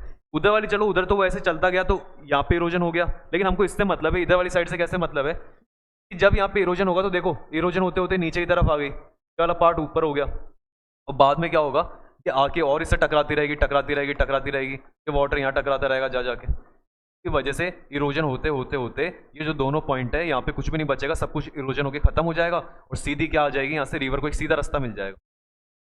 लेकिन अगर यहाँ पे इरोजन हो रहा है तो उसके अपोजिट में क्या भी हो रहा है, डिपोजिशन हो रहा है, तो यहाँ पे क्या होगा, इसके यहाँ से तो रिवर को सीधा रास्ता मिल गया और पास में यहाँ पे इसका डिपोजिशन हो गया, ये डिपोजिशन होने की वजह से अब रिवर इधर नहीं जा रही, अब सीधी निकल गई और ये खाली रह गई इधर की। जिधर इरोजन होता है उसके अपोजिट साइड में डिपोजिशन होता है ना, तो इरोजन होता गया इधर की तरफ और उधर की तरफ डिपोजिशन, तो इधर तो सारा इरोजन हो गया और अपोजिट में डिपोजिशन होने की वजह से ये यहाँ पे हमको क्या देखने को मिल गई, ऑक्सबो लेक देखने को मिल गई। अरे उसमें भी तो ऐसा होता है, जो समुद्र होते हैं उनमें भी तो ये देखने को मिलता है कि बड़े बड़े जाके वो लहरें जो होती है वो बड़े बड़े माउंटेन से टकराती है, टकरा के वहां से उनके जो पार्टिकल्स को तोड़ती है, उनको लाके फिर वो अपोजिट डायरेक्शन के जो बीचेस होते हैं कहीं दूर वहां पे छोड़ देती है ना। तो यही रिवर के साथ भी इस तरह से हमको ऑक्सबो लेक देखने को मिलती है। ऑक्सबो लेक भी हमने पढ़ लिया था। और ये जो है ये क्या चीज़ है, ये है डेल्टा, ठीक है, ये भी फीचर है डिपोजिशनल वाला। क्या नाम दिया इसको, डेल्टा। डेल्टा जो है ये देखिए किस तरह से काम करता है। डेल्टा में क्या होता है, हम थोड़ा सा अगर इसके बारे में लिखना चाहें, river left it's sediments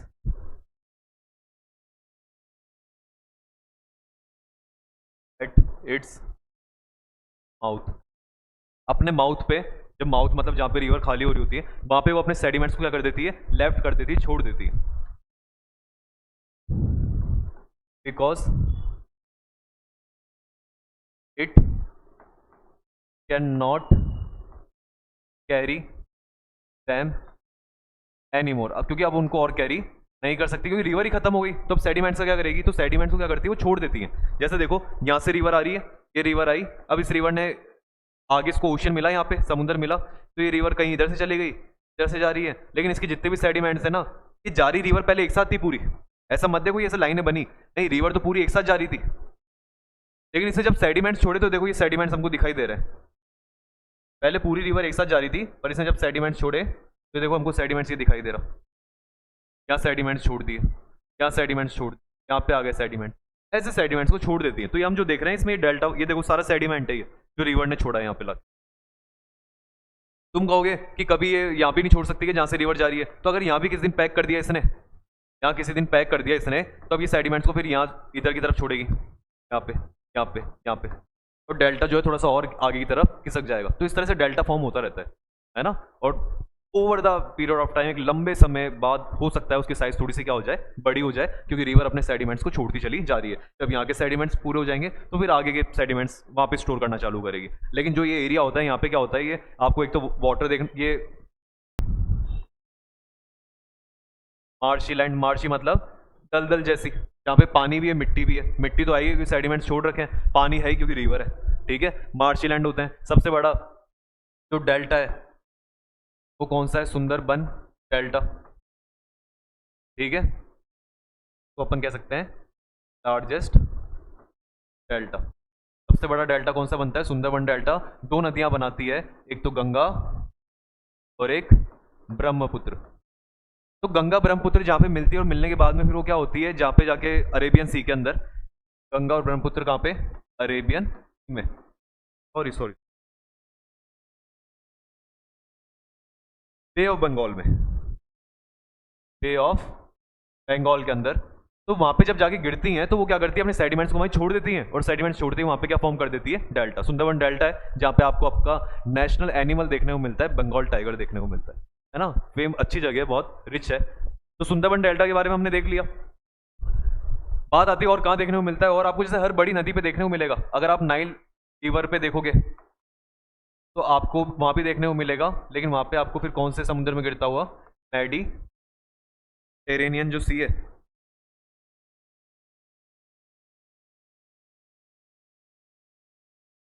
Mediterranean जो सी है वहां पे आपको देखने को मिलता है। इसके अलावा आपको अमेजोन में भी देखने को मिल जाएगा। अमेजोन के बारे में लिखना है ना, अमेजोन रिवर जो है वहां भी आपको देखने को मिलता है ये डेल्टा। तो डेल्टा जो है ये बड़ी बड़ी रिवर्स पे, मिसिसिपी रिवर हो गई, अमेजोन रिवर हो गई, नाइल रिवर हो गई, सुंदरबन डेल्टा, ये सब जगह हमको डेल्टास देखने को मिलते हैं। बस डेल्टा में हम थोड़ा सुंदरबन डेल्टा को ज़्यादा ध्यान रखते हैं क्योंकि इंडिया में है, तो इससे रिलेटेड क्वेश्चन पूछ सकता है। हर रिवर जो होती है वो अपना डेल्टा फॉर्म करेगी ही करेगी, क्योंकि कहीं ना कहीं उसका माउथ क्या होता है, खत्म होता है। कहाँ पे खत्म होता है, आइदर इन द ओशियन और इन द सी और ऑन द लैंड।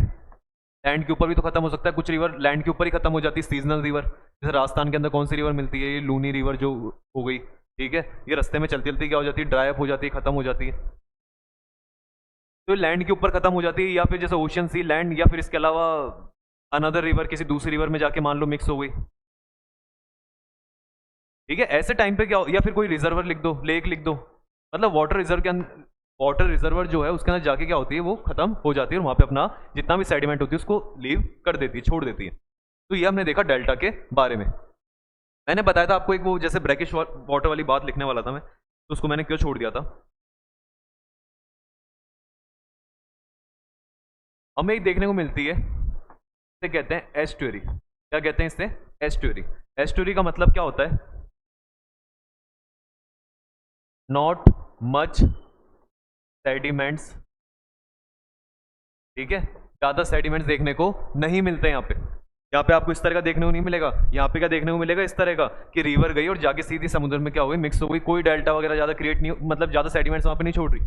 तो ऐसे वाले जो जगह होती है उसको अपन क्या कह रहे हैं, एस्टुअरी कह रहे हैं।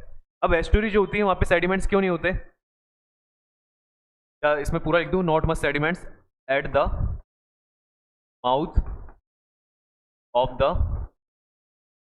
रिवर, ठीक है। माउथ ऑफ द रिवर पे कुछ ज्यादा सेडिमेंट्स देखने को नहीं मिलते। कारण क्या है उसका, कारण ये है क्योंकि कुछ जगह ऐसी होती है जहाँ पे रिवर जब फ्लो कर रही है तो उसको फ्लो करने में कोई प्रॉब्लम ही नहीं आ रही, तो ज्यादा वहां पे वो इरोजन ही नहीं करती, वो सीधी चलती हुई आ जाती है। जैसे कि पर विंध्याचल पर्वत है, उसके नीचे सतपुरा रेंज है, नीचे क्या है, सतपुरा रेंज है, और ऊपर क्या है, विंध्याचल है। तो विंध्याचल और सतपुरा रेंज के बीच में एक नदी फ्लो कर रही है, एक रिवर फ्लो कर रही है। क्या नाम है उस रिवर का, सर उस रिवर का नाम है नर्मदा। और नर्मदा जो है आगे जाके किस में गिर जाती है, नर्मदा आगे जाके गिर जाती है किसके अंदर, कौन सा सी है यहाँ पे, अरेबियन सी में, तो यहाँ पे वो क्या क्रिएट करती है, यहाँ पे वो क्रिएट करती है एस्टुरी, अपन पढ़ रहे हैं ना इस तरह का। तो यहाँ पे अगर आप पानी को चेक करोगे तो ये ब्रैकिश वाटर है, brackish water is found on estuary as well as delta. Delta पे भी आपको क्या होगा देखने को मिल जाएगा, एज वेल एज डेल्टा, क्योंकि उससे कनेक्टेड है तो ब्रैकिश वाटर मिल जाएगा आपको। ब्रैकिश वाटर का मैंने मीनिंग बताया था, जहाँ पे फ्रेश वाटर और ओशन का सलाइन वाटर क्या होता है, मिक्स होता है। तो ये हमने किसके बारे में देख लिया, डेल्टा के बारे में देख लिया। बस इतनी चीजें आपको डेल्टा के बारे में पता होनी चाहिए, किस तरह फॉर्म होते हैं। बस 2 वर्ड याद रखना, डेल्टा पढ़ा हमने, एस्टुरी पढ़ा उसी के अंदर। डेल्टा के अंदर एक पार्ट होता है एस्टुरी, जिसमें वहाँ पे कोई ज़्यादा सेडिमेंट्स लीव नहीं होते। और दोनों ये जो है डेल्टा, ये कौन सा लैंड फॉर्म हो गया आपका, डिपोजिशनल, है ना। डेल्टा ही है, मतलब एस्टुरी कोई अलग नहीं है। डेल्टा में ही अगर क्या बोलते हैं सेडिमेंट्स जो होते हैं वो अगर छोड़ रहे नहीं है तो हम उस वाली जगह को फिर डेल्टा से अलावा जो दूसरा नाम देते हैं वो क्या कहते हैं, एस्टुरी कह देते हैं। तो एस्टुरी से हमको समझ में आता है ये वो वाला रीजन है जहाँ पे कोई ज़्यादा सेडिमेंट्स नहीं है। बाकी डेल्टा का ही पार्ट है ये, क्योंकि जहाँ पे रिवर अपना माउथ ओपन करती है, मतलब जिस जगह पे वो छोड़ती है वाटर को, उसको डेल्टा ही कहते हैं हम, है ना। और लास्ट ये एक जो मैंने आपको बताया था वो टेरिस वाला, उस और कुछ बच रहा है क्या, हाँ तो ये लास्ट टॉपिक बच रहा है। पार्ट्स हो गए हमारे, हमने पढ़ लिए कौन से सारे, इरोजनल लैंडफॉर्म देख लिए पहले, और अब ये डिपोजिशनल देख लिए। 5-6 में हमने डिपोजिशनल भी देख लिए। बात आती है इसके अंदर एक चीज समझने की,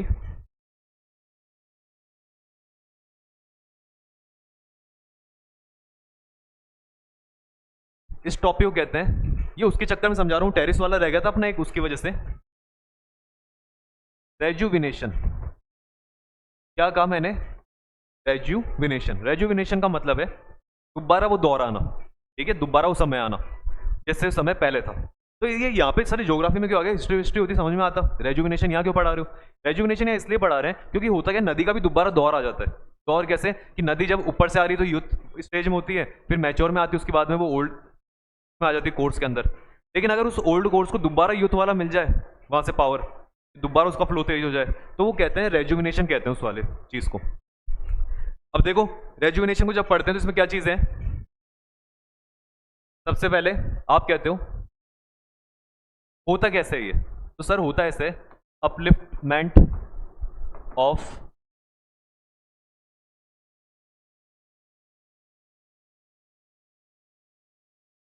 रिवर बेसिन लैंड और डाउनफॉल ऑफ सी लेवल। ये क्या बात कह दी सर आपने, ऐसा भी होता है क्या, होता है भाई, टेक्टोनिक मूवमेंट्स की वजह से हो जाए कि पहले जो ये देखो ओल्ड कोर्स है, अब ओल्ड कोर्स के अंदर क्या हो रहा है, दिख रहा है कि आपको ओल्ड कोर्स लिखा हुआ मेरे, क्या कहा मैंने, ये ओल्ड कोर्स है।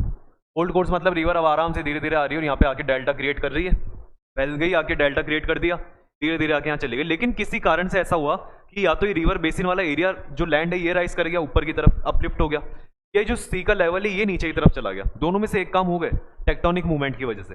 और उसकी वजह से क्या हो जाता है कि जैसे ये नीचे की तरफ गया मान लो सी लेवल, तो अब जो ये रिवर आ रही है, इस रिवर का इस वाली जगह पे क्या हो जाएगा, स्पीड तेज हो जाएगी, है ना, क्योंकि सी तो पहले वो बराबर था, आराम से आ रहा था, अब सी जो है वो नीचे चला गया या ये ऊपर आ गया, तो अब रिवर क्या होगी, सीधी नीचे गिरेगी। स्टार्टिंग में आपको क्या देखने को मिल सकता है, हो सकता है वहाँ पे छोटे मोटे वाटरफॉल देखने को मिले, लेकिन धीरे धीरे इरोजन की वजह से क्या होगा, कुछ इस तरह का फॉर्म हो जाएगा।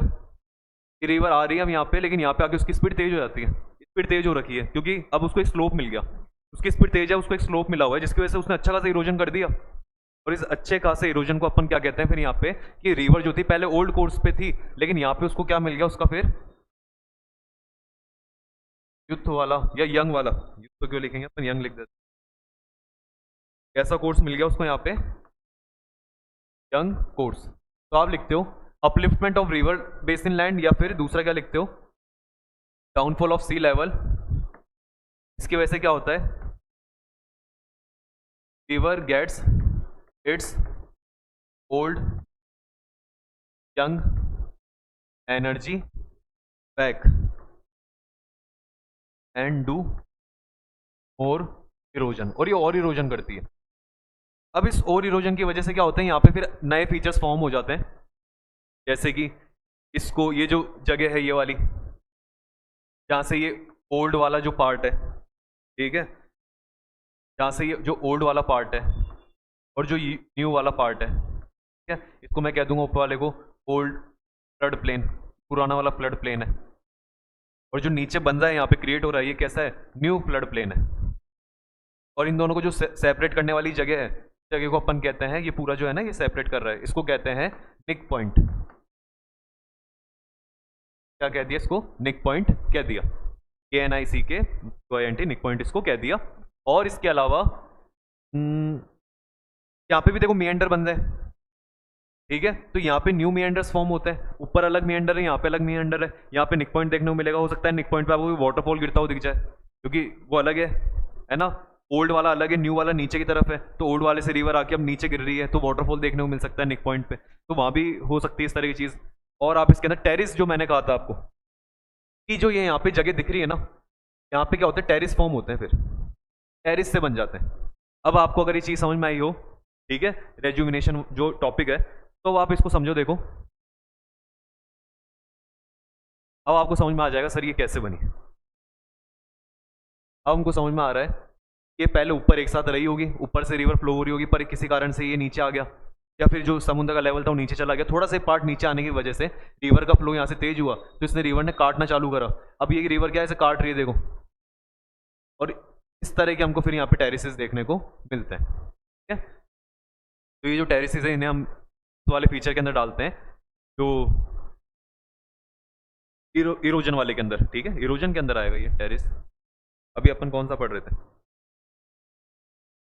पोजीशन चल रहा था अभी, सॉरी, फिर ये इसमें फोटो जो है गलत जगह पे आ गई है,